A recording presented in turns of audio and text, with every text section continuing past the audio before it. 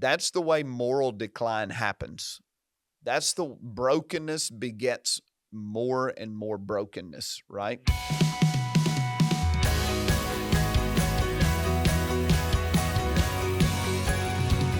Hey, welcome to Ascend the Hill with Jeremy Austill. I'm Jonathan. This is Pastor Jeremy. How's it going? It is good. So we are recording on Election Day. We are. It's 11 a.m. on Election Day. But most of the time we don't release the podcast until Wednesday morning. And so I'd like to say when this podcast is released, we will know the next president of the United States. But recent election history teaches us that it probably won't be. Yeah. And it might be contested for a while. And, I even kind of joked about it a little Sunday. We might know Tuesday or Thursday or December 8th, Yeah. But I hate that. Just right out of the gate, I just want to say it's absolutely absurd in a nation like ours that we cannot know the results of an election the night of. And so anyway, I speak that with a great deal of ignorance because I'm not a part of the election process, nor am I the one having to count tens of millions of votes, and try to prognosticate based on, election history. But it's very frustrating. So we're just coming out of the gate with that. And anyway, we're gonna get into the message. We're gonna get into some little extra. So anyway, I'll hush because you're the host. I'm not. Oh no, it's all well, and it's funny. All I want for Christmas is my two front teeth. All I want for Christmas is a president. You know what I'm saying? Yeah. It's hopefully by Christmas we know. we just want this to be done so we can move forward. So before we start, we'll start with a little levity and do a few would you rathers. And this is U.S. history based. So Here we go. Election, America, U.S. history. Here we go. Let's go. Would you rather meet George Washington or Abe Lincoln? George Washington or Abe Lincoln? Man, that's a really tough question. Because there are pros to both, and I can't really think of a con. Usually when you ask the would you rathers, it's not too hard for me to answer because there's like a glaring negative attached. So George Washington, Abraham Lincoln. Man,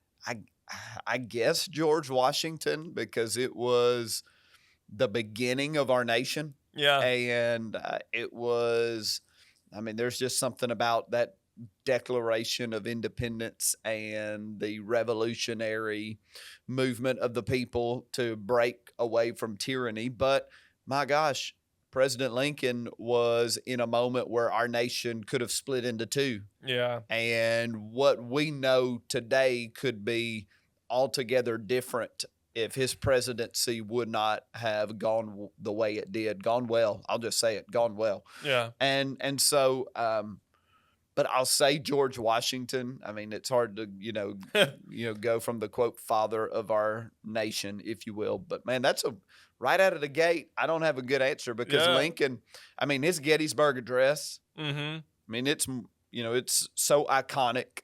Yeah. I'm fascinated by Lincoln's repeated failure in politics. There's something about him that's really intriguing. Repeated failures until he becomes president. Yeah. Just the stick-to-itiveness of him. But we'll go with Washington because, 1776. I always thought it'd be interesting because the only perception you have of people in the past from way back then is what they write down. Yeah. And what they write down is very formal. Yeah. It would be so interesting to sit down with one of them in like a podcast setting and understand their type of candidness. Yeah. Like, how were they just like normal? Yeah. Without being in a political thing, just chatting it up. What did they sound like? That would be interesting. You think about Washington, he was coming against a clear enemy, to the American people. We decided, England was the enemy. We're getting freedom from them. Boom, boom. Like, that's easy, rally the people, let's go. Lincoln was in the tension of trying to hold a nation together that was coming apart at the seams. Yeah. And I wonder if when it's all said and done, the strength that Lincoln needed and had to demonstrate was not a greater strength. I wonder if it wasn't a greater strength than what Washington had to do to hold something together that's trying to fall apart. Anyway, fascinating. Good question. Yeah, Good question. Okay, so would you rather explore the West with Lewis and Clark or go hunting with Teddy? Ted Roosevelt? Yeah. Oh man, these questions are really good today. I'm gonna say go hunting. Yep. with Teddy Roosevelt. Number one, just the hunting aspect of it, and as unbelievably fascinating and I can't imagine mind blowing as it must have been for Lewis and Clark. Around every bend, discovering something new. That element of undiscovered is a little scary, a little daunting, and so I like the idea that hunting with Teddy is like it's already kind of know the lay of the land. You already have, but there's still just a major wildness to everything. It's still very untamed, nowhere nearly as domesticated as it is now. But hey, I'm going hunting with him. I know what kind of provisions I need. I know what kind of equipment I need. Those guys, Lewis and Clark, they had no clue what they were going to come up against. Yeah. And so just for the sheer comfortability and safety of it, I'm going hunting with Teddy here.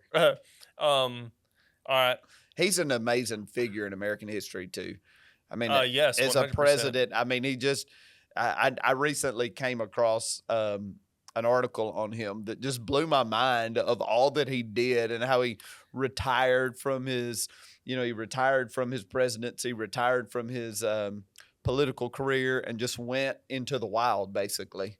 Yeah, and what's wild about him is he's I've heard him described as like the man's man type of president. Yes. Because he's just like he would do boxing, like all this stuff. Yeah, he was like blind in an eye because of boxing. And he was kind of like, okay, I need to quit boxing. Yeah. Yeah, it was like, what? He was just wild. And it was like kind of cool because it's like. They don't make them like that anymore. I don't think. I think the job of president now is a pretty kept job. I don't think, people who are presidents, they have soft hands now compared to Teddy with his calloused hands. Well, okay, this was the quote. Death had to take Roosevelt sleeping, for if he had been awake, there would have been a fight, is what the vice president said when he died. I was like, that's the kind of guy, that's cool. Yes. Okay, last one. Would you rather experience the 1920s jazz age or the 1950s rock and roll era? 1920s jazz, 1950s rock and roll era. I don't think either one of them I would... I guess probably the 50s, in part because at that point America is surging because it's post World War II, and there's like the economy is different. I think I'm not even thinking about the music side of it. I'm not a huge music guy. I think we've talked about that. I mean, I appreciate worship music. I appreciate music. There's certain music that I enjoy, but I'm not like a music guy. I don't listen to music much. I listen to talking, Yeah. And so I'm over here picking 20s jazz or 50s rock. I'm thinking I'm probably going rock because the 50s sounds a little better than the 20s. And I think probably the music, I'd enjoy the music better too. Yeah. Well, speaking of U.S. history, we are in a U.S. historical moment today, November 5th, because we are electing another president, another 4 years of leadership, policy, and everything. And obviously this happens every 4 years, but it seems like over the past 8 years now, it's felt more consequential just because of the rhetoric that has come up with it each and every time, each and every cycle. And so, there was a Christian influencer I was watching, and he had two other Christians on, and they had a debate about whether a Christian could vote Democrat in this specific election. And so, not asking that question, but the question would be, how should we approach like different political parties when it comes to voting and trying to follow our conscience? People will vote one way or the other because they genuinely feel like I feel like this would be the best option because I don't like what I see over here. Yes. And that's both sides. That's Republican looking Democrat. That's Democrat looking Republican. So how should we as Christians and people of faith approach this moment in U.S. history where we're voting on a president and looking at different political parties, their policies and everything? How should we kind of navigate that? Well, the first thing that I would refer to based off of the conversation that you observed in that Christian Influencers podcast is, what do I do with a brother or sister that votes differently than me? Mm-hmm. And I would emphasize the brother and sister aspect of the relationship. And I would be very guarded against unilaterally saying, if this person votes for this, they are not a Christian. Yeah. Or they cannot be my brother. And there's a lot of that rhetoric that's out there. There's a lot of very strong statements like that. I mean, there's a guy, Eric Metaxas, I think is his name. He tweeted or X'd, whatever it's called now, posted on X this week. If your pastor doesn't tell you to vote for this candidate and this party, then you need to take your tithe and leave their church, right? My goodness. And so, I think that type of, first I was like, who do you think you are? Second, I think that type of mentality doesn't really help when it comes to unity, nor does that mentality help when it comes to discipleship, nor does that mentality take into account that people are in different seasons of their spirituality. They're at different seasons of life. Our priorities change, how we see the world changes. And so there has to be a grace toward one another and a deference toward one another of like, hey, wherever you are right now, I want you to know. And I said this on Sunday, hey, if you sniff out in this message that I voted differently than you, like I can still be your pastor. I'm still going to love your family. I'm still going to care for you. You're not ostracized. You're not out. I also mentioned in the message, but if you sniff out I'd voted different than you, the question that really is being asked is, can you allow me to still be a voice in your life as your pastor? Yeah. So I think you have to start there of like, I just don't feel comfortable. It feels like you are stepping into the role of the Lord, who is the ultimate determiner of everybody's soul. Yeah. Right. And so let him sort out that. All that said, we have to look at what each political party is most likely to perpetuate and most likely to fuel or to give increase to. What policies and plans would be implemented when it comes to certain matters of morality. And it's tough, because probably all of us in varying degrees have a different priority list when it comes to morality. As the church, we care for the poor. That is a distinction of Christian ethic, right? But we also care deeply about God's design for human sexuality. So how do you prioritize those things? And oftentimes the difference between how somebody votes is in how they prioritize that.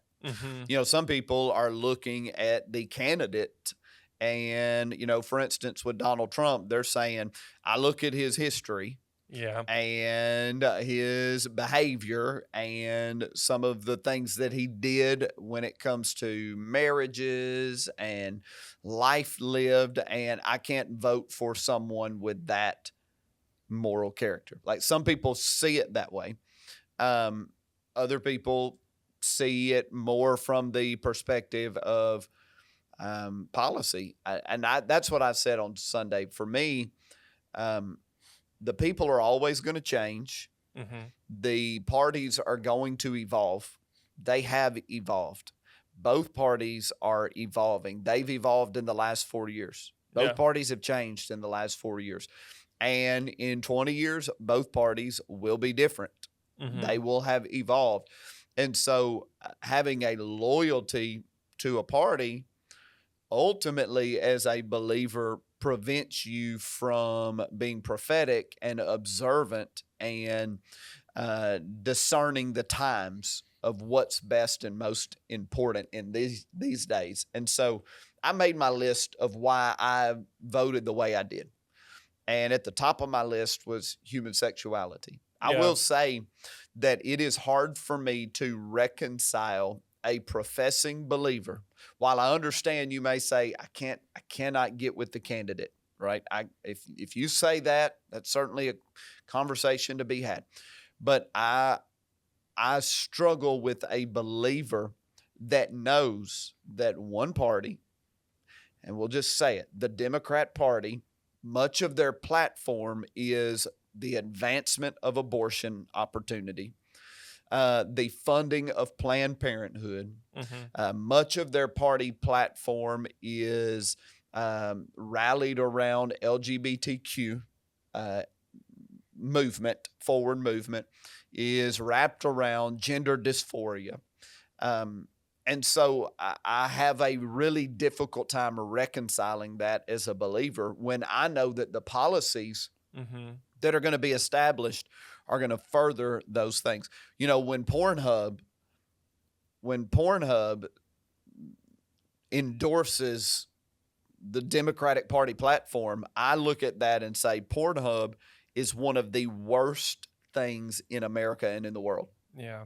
It is one of the most despicable, vile pictures of human brokenness and depravity in the world.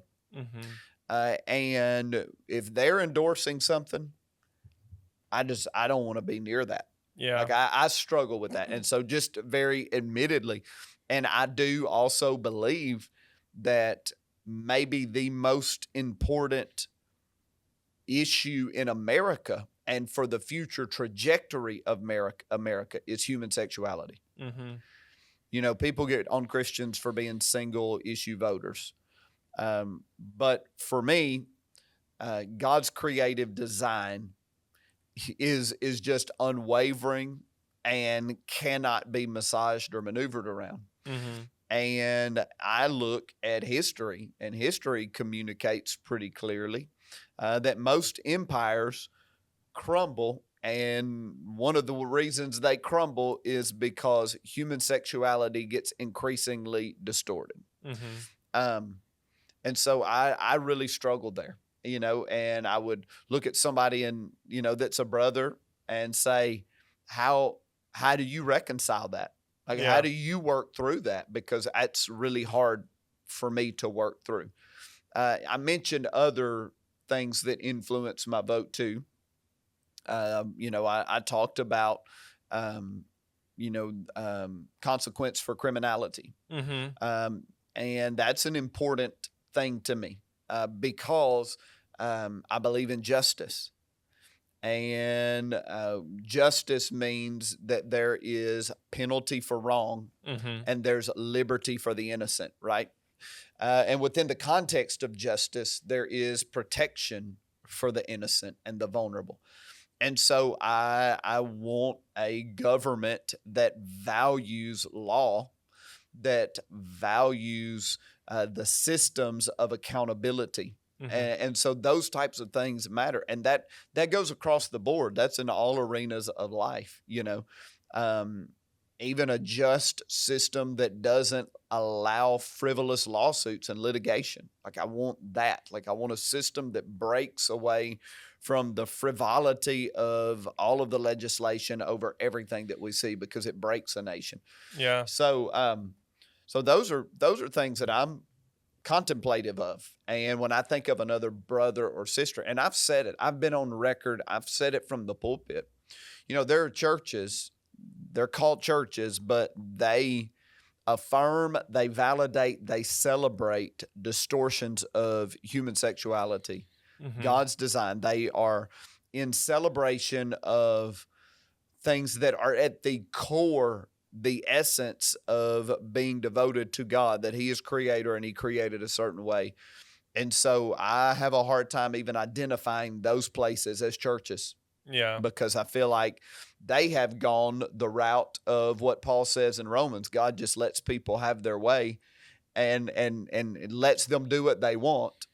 And one of the great manifestations of God taking his hands off of a people is distorted human sexuality. So I'm very conscious of that as a voter. I also am conscious. I know I'm just kind of recapping the message. I love equality. I want equal opportunity for everyone. But I also read scripture, and biblical worldview as well as sociological worldview tells me that equality is a human right, but at the same time, every person is individually responsible with what they do with that equality. So I do not want systems in place that reward those who would abuse or not use the equality or the opportunity that's given to them. But I also have said from the pulpit, I understand that some people were born with more advantages than others, right? So what do you do with equality there? And I think then a person has to look at their family history and say, it ends with me. Yeah. And I might not get to the equal result of some others, but I can take what I've been given and seize that opportunity and begin to turn the tide and change the narrative, going forward. Yeah. And so that's, again, why we're kingdom people who are generational people. It's not just about me and my time now. It's about turning things over for one generation to the next. So anyway, I went like way farther than probably you meant for me to in the question. And I don't even know if I answered the question. No, I think you did. I think having different thoughts and reasons why, and understanding your approaches to voting for one party or the other, like for anyone and their principles, and understanding, well, how should I approach certain things? Because you're not going to find, for the most part, you're probably not going to find a perfectly moral person running for an office, just because most people are flawed, or because they have to placate to so many people. Sometimes there's a situation where I feel like, we talked, or I think we hit around it a little bit, but sometimes I feel like there can be a sense of self-righteousness when it comes to who you're voting for. Yeah. Where you use it as I'm voting for this person. That makes you almost use it as a moral high ground. Right. Not in their policy, but a lot of times there's a lot of idolization of personality. Yes. And so just by the idolization of personality, people use phrases like, this person's God has chosen this person, or God has done, maybe he has, but I feel like sometimes that can be a little bit reckless when you're saying, or he's going to save us from, it's like, well, that kind of terminology sometimes makes me cringe a little bit, just because I'm like, they're policymakers, they're elected officials, but saving us from things, or using that kind of terminology makes me feel a little uneasy, only because I'm like, no, there's really only one person who saves us from things, and I want to be very careful about assigning those kind of titles to people who are just as flawed as I am. It's a great point. And I that self-righteousness thing, the hubris, and I even talked Sunday about, it's you want to be bold but not brazen. You want to be bold, but you don't want to be arrogant or prideful. I think anytime we enter an election and we are tasked with the opportunity to vote, there should be a sober-mindedness to it. There should be a humility to it.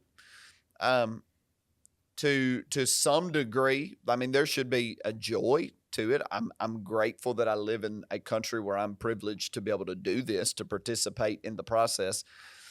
But I do think there has to be a sober-mindedness of, this person is not likely to hit a home run for me as a Christian. Right.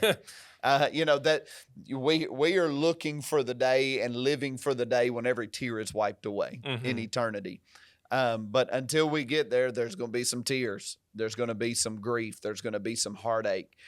And any politician, any person that is given a place of authority has the capacity to, find their more noble attributes and live in them, or at times their lesser attributes and live in them. And so I don't, I don't, the idea of beating your chest, the idea of self-righteousness, all of that seems misguided, I guess you could say. I don't know. I'm very aware of the fact that I'm engaging with a system that is painfully flawed. Yeah. A system that is, that because it's in the hands of sinners, and because it is passing through the hands that killed Jesus, if you will, that it's inevitable that it's going to fall short, that it's going to fail, that it's going to hurt, that it's going to do damage. And so I'm participating in something that ultimately does not last forever. Yeah. Right? So I have to work through, in my own mind and in my own spirit, that reality, but also the reality that I'm called to steward my days and be responsible for my hour that I'm on the earth. And this governmental structure is a means through which I can engage with society and culture and hopefully bring about some good. Yeah. And as I said, Sunday, even if you don't necessarily know if you're bringing out a lot of good, at the least I am trying to stem the tide of darkness. Yeah. And I do believe that principalities and powers of darkness are working overdrive in our nation right now. And it's not just this election, it's the last 4. Yeah. 5 elections. This isn't new. I mean, back in the Bush elections, when it was Bush and Al Gore and it was so close and so contested, like we've been at this for 24 years now. Yeah. I mean, that's kind of what it's become. And so I think it is intensified. And I think that there are people in our society that have been used, because we said in the sermon, people that are in sin are under the influence of Satan. Yeah. People that don't know God are under the influence of Satan. Yeah. Unbeknownst to them most of the time. The spirit of the age, if you will. And so there are really dark things working through people. Yeah. And I do not see perfection in a party. Yeah. Nor in a politician, but I see trends in parties. And I mean, we all can observe those trends, and the trend with what we're seeing in parts of the Democrat Party are really scary. Not in the sense of I'm afraid, but as in like it looks really dark. Yeah. It looks, again, when you come to human sexuality, that kind, there's so much propaganda out there. For me, it's part of the reason I didn't talk a lot about a lot of policy. I have opinions on all of it. Yeah. But there's so much propaganda. You never know for sure what information you're getting that's right. But it's clear when it comes to human sexuality where the, biblically specified nuclear family is more celebrated versus where it is more disregarded. And where more biblical human sexuality is celebrated versus where it is less regarded. Yeah. And so I'm also by nature, I'm not especially progressive. And by progressive, I've even just defined progressivism before. Progressivism is like there is a better version of this that we're trying to get toward, and the only way to get to the better version is to completely disregard, demolish, remove yourself from what was, so that you can move to what could be. And I don't really adhere to a disregard of the past. I think the past, there is so much good in what was, and times do change. But I have a concern with anything that says, hey, ideas that we had before, long-standing beliefs, we need to move on from that. That's antiquated. That's old. That's not good. That's not helpful for where we're trying to go. To me, it takes off all restraints. And sure, on one hand, you might be able to say, well, yeah, it takes off all restraints. The sky's the limit. Yeah. But on the other hand, it takes off all restraints. There's no restraint on how dark and deep and dangerous you can go. Yeah. Right? Because there's no framework to work from. And so so those are things I wrestle with and I struggle with. And that's, but I'm not a loyalist. I'm a loyal to Jesus. Yeah. But I look at American society as a Christian and I think, hey, what is going to be best for society? And I'm a big believer that the best thing for society is family, strong family. Father, mother, kids, grandkids, great grandkids. Like that's how a nation is blessed, changed, furthered. Yeah. And anything that either demotivates the family or disparages it or incentivizes breaking away from the family, to me is tearing the fabric of a society apart. And that's not to say, listen, we're a church of blended families. We're a church of people who've gone through major pain, brokenness in their marriages. And so, I'm not here, railing against people who have had a rough time and a painful time in their family. I'm saying God's intention, his best, is that nuclear family. And out of that comes great spiritual health, emotional and mental health, economic health, societal health. Yeah.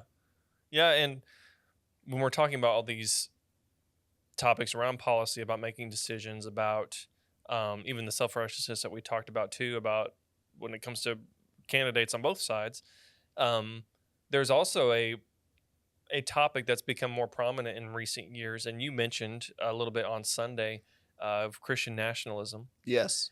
And I wonder, because a lot of the discussion around Christian nationalism sounds kind of similar to the expectations of disciples and Jews in the day of Jesus, where they expected him to be this overthrower of the empire at the time. And he's like, actually, you don't really understand what I actually came here to do. Do you think that that's a fair comparison? Do you think that we, because of the way our maybe it's the advent of Western thought and how people are, power of the people versus in the government, vested in the people rather than the seats of government or a monarchy or anything like that. Do you think that our quest for having our political party in power, our quest for power, sometimes distorts our view of how we ought to operate in society? Because it seems like there's been more and more people being like, well, maybe we do need a Christian nationalistic kind of approach to things. And I'm like, I don't know if that's really what Jesus was trying to do in the Gospels, Yeah. Well, we know that Jesus was creating a separate nation altogether. And it was a nation that can live within the confines of any governmental structure the world had to offer, and so in that sense, he was creating a Christian nation, but it does not have borders. It doesn't have, legalities and all of that. But even when I hear stuff like Christian nationalism, I just know that over the last, 4, 8, 12 years,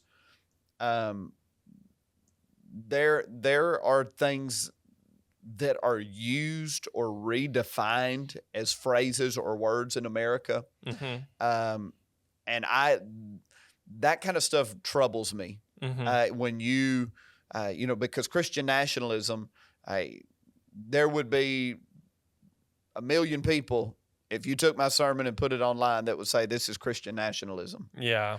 You're trying to take over the government and make it all Christian.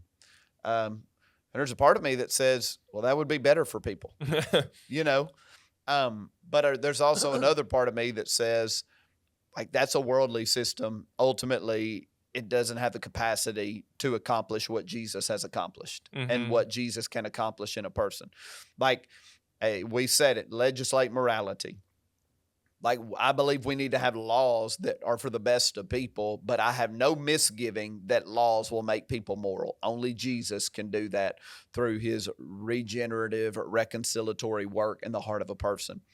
I personally think that Christian nationalism becomes problematic when a believer becomes loyal to a politician or a party to the extent that it begins to erode the fruit of the Spirit in them. Like, that's a danger zone. When the fruit of the Spirit begins to erode in you, or when your zeal for political advancement supersedes your zeal for spiritual advancement. I think those are areas where it becomes problematic. But I alluded to that phrase pretty well, almost tongue in cheek, because I hate labels like that. Yeah. I'll use this, and this could be a little controversial in a podcast, but for decades, white supremacy meant one thing. It meant Nazism. It meant vile, detestable practices of Nazi Germany, and all of the offshoots of that through history, the skinheads, the Aryan nation, all that stuff. Like, that was white supremacy.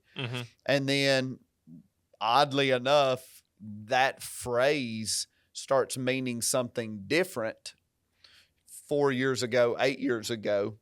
And it basically starts getting attributed to people in ways that in no way, shape, form, or fashion look like or represent what that phrase has meant historically for 50 years. Yeah. And so we live in a day where people will use extreme language, and the reason they're using extreme language is to label and to silence and to try to make you demotivated or intimidated to engage and voice what you feel to be true or right. Yeah. I'm just using that as an example of how it was just fascinating to me, that phrase, the meaning of it changed. And we have to be wary. We have to be conscious of that.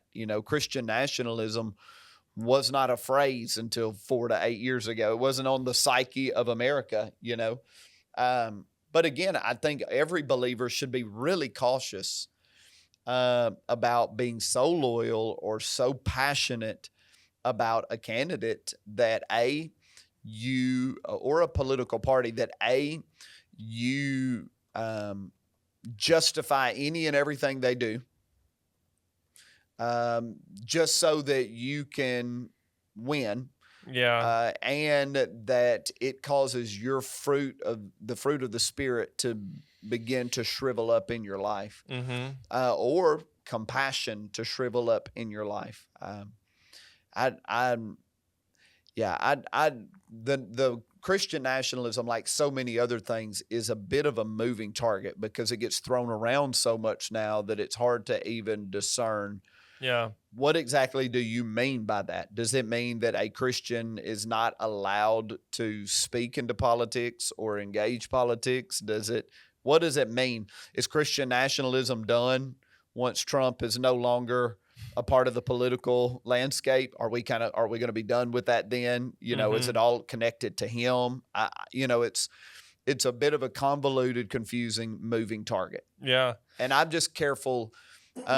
I kind of bristle at any labels, phrases, stuff like that get hurled around casually or accusationally. I talked about accuser of the brethren because I feel like they are what happens a lot in society. I'm going to throw a name at you, a label at you, and try to intimidate you from engaging, or silence you, or guilt trip you off of your, convictions that you've cultivated and worked hard to cultivate. Yeah. And, as we kind of bring this towards a close, I feel in all we're talking about, there's this sense of, I feel like this can sound like a generalization, but it feels like there are statements like, I'll pray about it, but it's really going to happen if we get this outcome. Yeah. I'll pray about it, but actually if this happens, then, it's really going to start hitting or popping or something. Yeah. And I wonder if is there a lack of faith in some of those statements or those thoughts of like, well, I'll pray about it, and that prayer, the topic of praying about it just seems to be like I'll do that, but what would really be great is if this. And it's like, yeah, I feel like the example in Scripture is like, when it comes to these kind of things, the actual effective thing is that moment of prayer, not if we get things the way we want them to. Yes. Well, that's kind of the way I ended the message with, Christianity, the church has experienced revival. And the thing that we want to happen, I hope everybody listening here, the thing that we want to happen is, spiritual awakening in our nation, like mass salvations, mass spirit infillings, miracles, signs and wonders, churches being filled, bars being emptied. I hope that's when we say like what we want to see happen. I hope that's what we're aching for. Yeah. Right. And so if that's what we're aching for, we don't need a particular result for that to happen. Yeah. Because that has happened throughout the history of the church in all types of settings. Sometimes it happens, and it's happening right now around the world in places where it just cannot be publicized, right? Yeah. And so that's I keep referencing Tanzania, and I know people are going to get tired of it, but it's still, God's moving in that nation, and it's one of the most impoverished nations in the world. Like so many places, there's a lot of corruption in government. It's happening in the midst of Muslim Islamic influence all around it. And God's moving that way. It's happening that way. I do believe that when certain things happen in government, it is good for people, and it's good for the quality of life of people. Yeah. But and I certainly think there are conditions in America that could give the church influence versus conditions that would choke out or mute the influence of the church. Yeah. But at the same time, I don't even know that I fully believe that the political policy arena has that kind of effect, because I think the church is a prophetic voice. And the only time we really lose our voice is in moral compromise, or when we are unwilling to speak what's true and what's right. And so for me, I just come back to ultimately, I want to see our nation spiritually awaken. Yeah. Whoever gets elected, that's not going to determine that. What's going to determine that is the church, and what does the church do from here? Yeah. How does the church proceed from this moment? But if we have a political process within which we can engage, then I want to engage with it in a way that I think will bring outcomes that are good for people. Yeah. And I go all the way back to the beginning of my message. And it's, even when I said it, I could feel the jaggedness of the peel, because for whatever reason in America, being winsome, being nice, being likable kind of became our top evangelistic tool. Yeah. Like, let's just be really likable, and maybe people will like Jesus, right? Well, it's not very winsome to say God established this as the way. this is the right way. Mm-hmm. Everybody that's not going this way is in the wrong way. And because we're in the right way, we're right and other people are wrong. Therefore, we know what's best. Like that is all of that can be a jagged pill. That doesn't, like that feels wrong, but in every way imaginable, that is correct. Yeah. Otherwise, what are we doing? Well, I'm not real sure. Maybe I'm wrong about this. Maybe God didn't create man and woman biologically, and maybe he didn't intend for it to be man and woman. Maybe God doesn't care about, a child in the womb. Maybe it is just a fetus or a conglomeration of cells. You know what I'm saying? Like, so we're either right or we're wrong. Mm-hmm. And so I come back to, since I believe these things so deeply, I believe they're right, then logic and conviction leads me to engage in whatever process is available in the natural realm in a way that tries to perpetuate what is good and what God intended for people. Yeah. Once again, knowing that you cannot make people moral, you can't make people follow the rules. You can't. Yeah. You can't. You can't make a nation isn't Christian because of its laws. Yeah. A nation is only really Christian if like people are Christian. Yeah. You know what I mean? So yeah. And so anyway, all of that to say, all of this is complex. Mm-hmm. It's that's why I said in the beginning, like I could get up here and just say, oh, it's not about a donkey, it's not about a elephant, it's about the Lamb of God, and again, that is a true sentiment. But it is just intellectually cheap. It's a cop out. Yeah. Like we're wrestling with hard stuff. We're wrestling with candidates that do not, like, we wouldn't want these candidates to be our pastor, right? we wouldn't want them leading our life group. We wouldn't them leading a team, necessarily. And so that is complex to work through, because we are people that value morality. We are a people that value integrity and character to the utmost, right? Yeah. And so what do you do with that? Well, I personally am of the mind of, you look at the whole picture, and it's what I said, you make a strategic decision and you stand in the places that you feel like are best. Yeah. And I'm sure there are people that are doing that very thing in the opposite way that I'm doing it. Yeah. And and I don't understand it.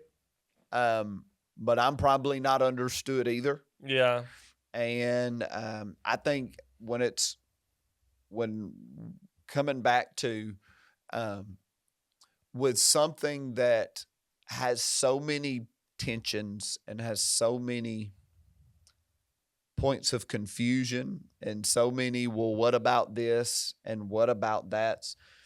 We would do well to be really gracious to one another. Yeah. And as believers.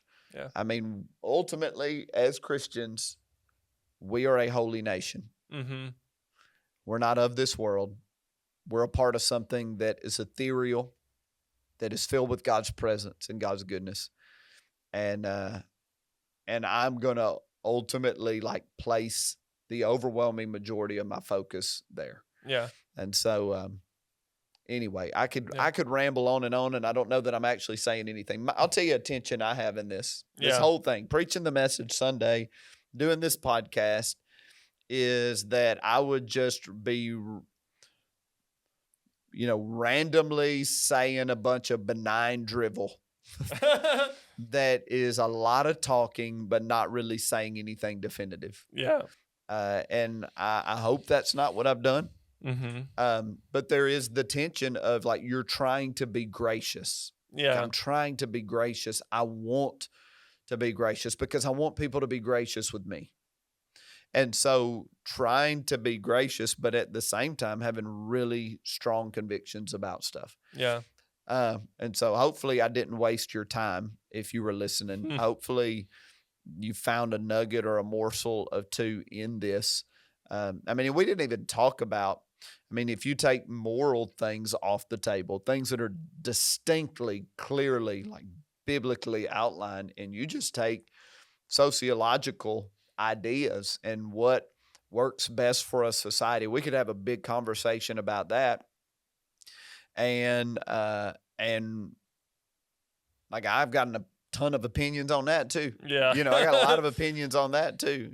For instance, nobody says they are outright for socialism. Nobody, well, there are probably a few that say that, but for the most part in our political landscape, there are people that would be like, I'm not for socialism, but their ideology trends that way, and we have world history that tells us that socialism, communism is an absolutely failed experiment. So anything that trends that way, to me, you can have all the moralistic conversations, you want to, but just from a historical evidence, like there are certain things that just do not work for nations. Yeah. There are certain things that inevitably cause nations to fall in on themselves. Yeah. Right. And so just from that perspective, you can take, but even there, you can take biblical principles and apply them, because you really can find the Bible in anything. Yeah. Yeah. And I know we've gone long, but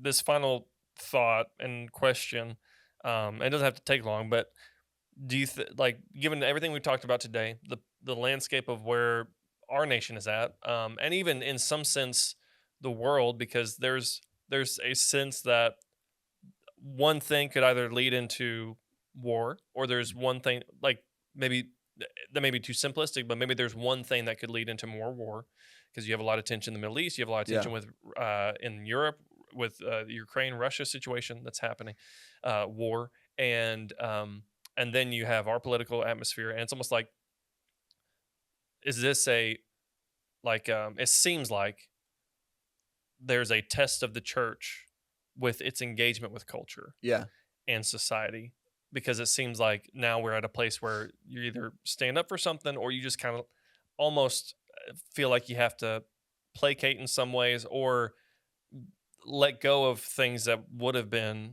beliefs in the Bible, like we talked about today, especially when it comes around human sexuality that we talked about, and distortions surrounding that.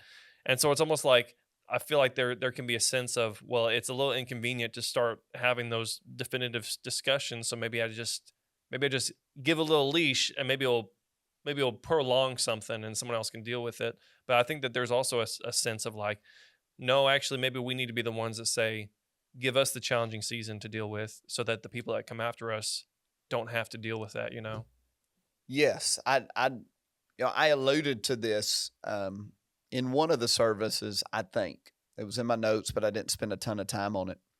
I heard somebody mentioning, like, why are Christians so obsessed, speaking of gender dysphoria, why are Christians so obsessed with, 1% of the population? Why don't you just let them be? Why are you so obsessed? And to that, I would say that, and I said it, I don't remember which service I said it in, but like, we've seen this movie before. Like, as the church, over and over again in American history, if we do not engage, 1% turns to 5%, turns to 20%. Like, that's the way moral decline happens. That's the brokenness begets more and more brokenness, right? And so, and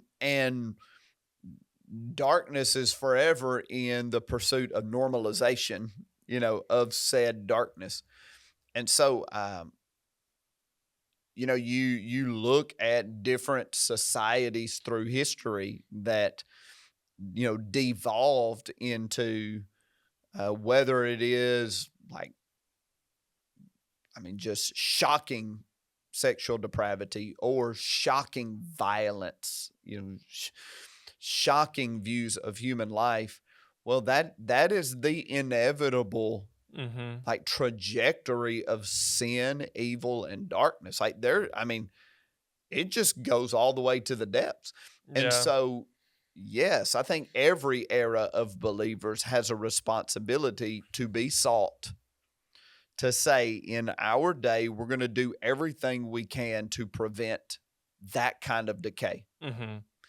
And I do think there is a hubris or an ignorance as it comes to America of like, well, that won't happen to us. Yeah.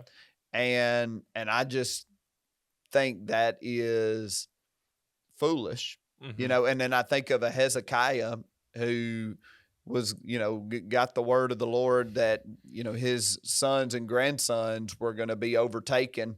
And he was like, well, as long as it doesn't happen in my day, I'm good. Yeah. And I think like for kingdom people, we are generational. Until the Lord returns, we're responsible not just for our hour, but we're responsible for what we deposit or hand over to the next generation. Yeah. And so I have a distinct responsibility to steward my hour so that I can hand off something of worth to the next generation and the next generation. And so as it pertains to America, I'm not a fatalist. I'm not doom and gloom. I think I'm pretty on the record. I'm an optimist. Yeah. Like I'm not afraid of what's going to happen today. I'm not worried. God's going to win. God's going to get glory. We're going to see revival, all of that. But I do think there does need to be a cognizance that like every empire in human history has risen and fell. Yeah. Right? Like every nation, every people group that has surged to great heights, like eventually gets replaced by another. And so to think, just because we're living in it, that isn't a possibility for our nation, I think it's arrogant and ignorant. I think there needs to be an awareness to that. And so what does deteriorate civilizations? What does deteriorate nations? And I even made a post today, your eschatology and your theology influence, your sociology, if you will, and your missiology. It's like if you live with it's just going to get worse and worse, and that's actually good because that means we're going to get out of here. Yeah. Then you're just going to detach and not engage. If your theology is God's in control and it doesn't really matter what we do, well, then you're going to disengage. But I just adhere to a different idea. And the thought I have is we're salt. Like we are kingdom. The kingdom works its way through the batch. Like we're to make the world better. We're to improve the quality of life for anybody and everybody that we come in contact with. And that starts with conversion.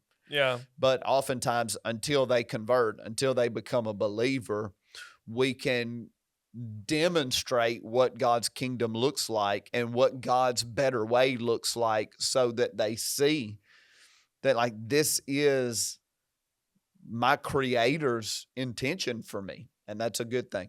Yeah. So anyway, you were typing. So what else you got? Well, it just got me to this part of like, no matter, like we're talking about all this stuff, you're watching this because this came out on Wednesday. So whatever you woke up to today, whatever the news was, whoever our president is, or if it's not even decided yet, and whatever news you're waking up to society at large, what's going on in the world, I think it's good to remember our focus. And it's the last line in your notes from the sermon right before we go to altar. It says, whatever happens this week, our mission doesn't change a bit. And so that's kind of like the takeaway is like, that comes out of thought 10 of, historically speaking, churches experience revival in all kinds of scenarios. So like, no matter what the news is or whether something turned out and you felt like it was a positive or a negative, our mission is still the same, and it's to be citizens of heaven, just like our series previous to this. Yes. And so it's like everything that we're facing today, no matter what you're focused on, if you remember that, we're going to be okay. And it's all going to work out. Agreed. I'm glad you brought that line up. Whatever, it's Wednesday, whatever happened last night, our mission at Cornerstone Church and the mission of Jesus and his church in the earth isn't changed. And we might look and say, well, now there are going to be laws that encumber us, or, there are going to be laws that help with the quality of society. However you are looking at it right now today, I can assure you, even though it's Tuesday and I'm speaking into the future of Wednesday, when I wake up on Wednesday, when I woke up today, because again, it's convoluted when we do this on Tuesday and people hear it on Wednesday. But when I woke up today, Wednesday, I woke up highly conscious of my responsibility and my mission and our mission as a church to share the good news, to operate in compassion and mercy, to love people, to care for people, to prophetically declare the truth, to try to live in such a way that everything we touched, everything that we're responsible for, is an oasis of righteousness, peace, and joy where the Holy Spirit can work. Yeah. So I don't know. I don't know what happened last night, right? but I do know that we're going to be okay. And I said that at the end of the message too, and it's in one of the clips we put out. As a believer, you're going to be okay. Because he's Jehovah Jireh, your provider. He's Jehovah Rapha, your healer. He's a strong tower that you can run into. Those who do not stand around with sinners, take advice from the wicked, join in with the mockers, but they love God's word and his law, and they delight in it, and they meditate on it day and night. They're like a tree planted by a river. Yeah. Your river that makes you flourish is not the political environment. It's not the national environment. It's not the economy. The river is God. The river is his word. The river is the life of his spirit. And when you are devoted to him and you sink yourself in delight and devotion to him, you're like a tree that's planted by a river, and you'll bear fruit in all seasons. But like we've learned, the spiritual photosynthesis, you also bear leaves, and leaves clean the air. Yeah. And so whatever happens politically, everywhere we go, we're still changing atmospheres. Yeah. And if you need help with anything regarding processing the election, or you're dealing with anything else in your life, reach out to us at csnlive.org. No, that's watching us online. You can reach out to us at cornerstonenashville.org, or you can watch us online this Sunday at csnlive.org. Regardless, we want to see you in person, so make efforts to be here on a Wednesday at 6:30 p.m. or on a Sunday at 8:30 a.m. and 10:30 a.m. Regardless, no matter what the outcome is, I have good news. Not only is Christ King, but also Christmas is right around the corner. Let's go. Hey, we can at least celebrate with some good food and good family time. So y'all have a great week, and we'll see y'all next week.